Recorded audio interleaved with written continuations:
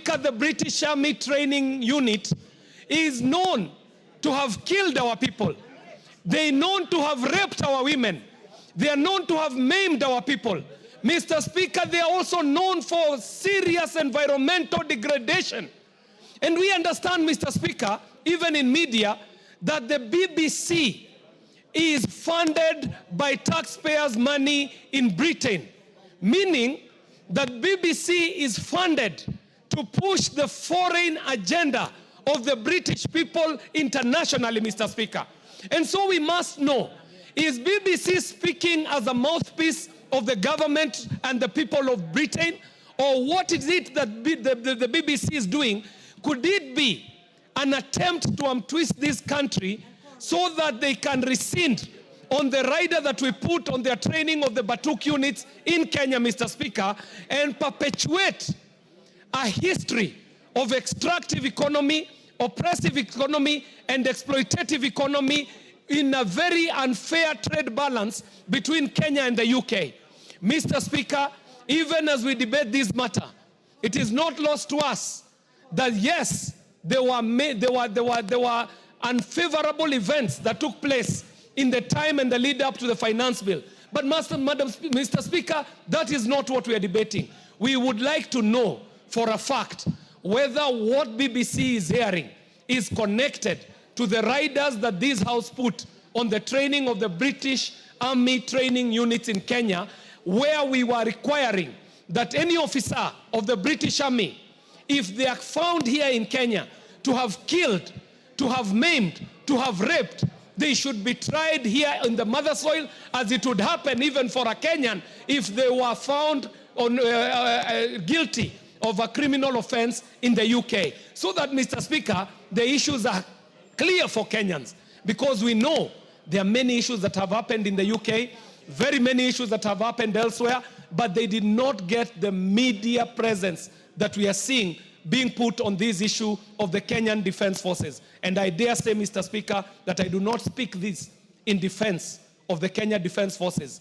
I speak this to frame the issues, so that even as we are talking about this issue, we know that there could be an interest that is an ulterior interest being pushed with these media reports, because I know as a media practitioner, there is never a news item that appears on a prominent media station that is an orphan.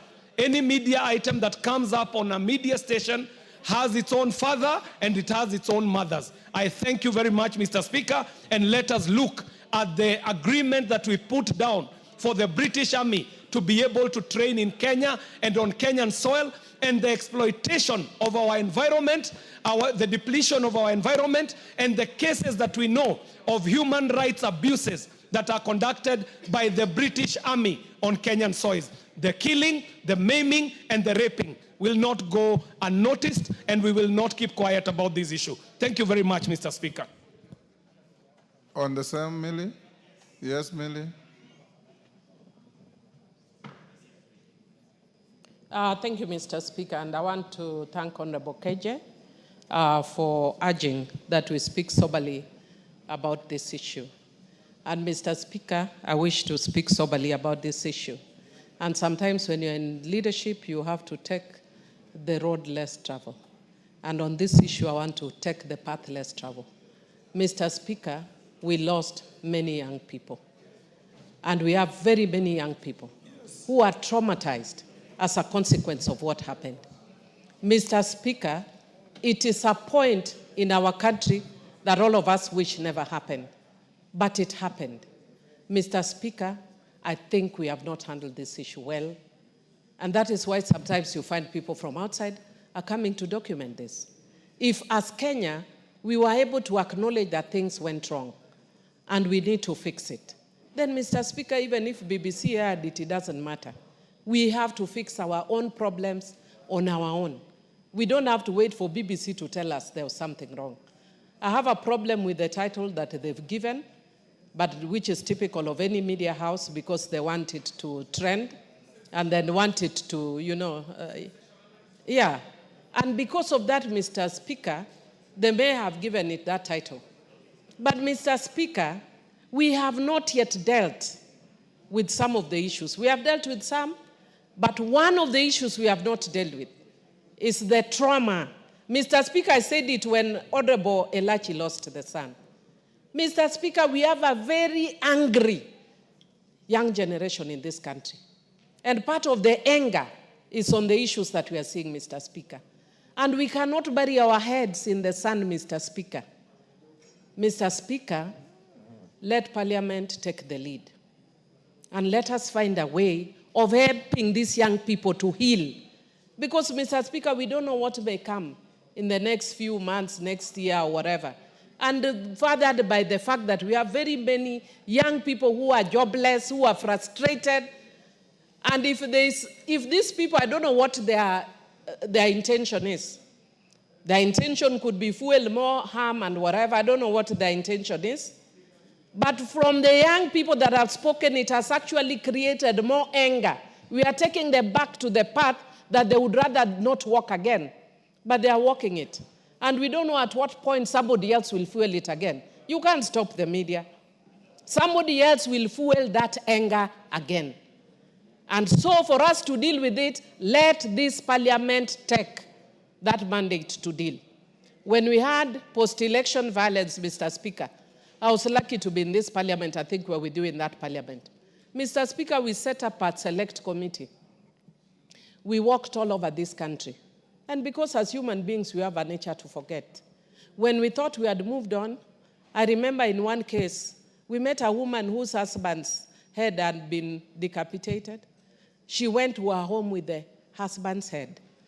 And we were dealing with people who are angry, people who are depressed. And going there, Mr. Speaker, I remember to date when I was speaking in Parliament, I broke down and cried. Not because of me, but because of what we had. And we think we are moving on, but there are many young people who have not necessarily moved on. Mr. Speaker, personally, I would appeal. And I don't want to sit in that committee, but I would appeal that we set up a select committee to deal with this issue that stemmed not necessarily the finance bill, but the after effect of that finance bill. Mr. Speaker, I humbly agree that we deal with this soberly, and I'd want to discourage us from going through a process which we think may be politically correct, but does not necessarily move us forward as a country. Thank you, Mr. Speaker. Beatrice, can I ask your request for your statement?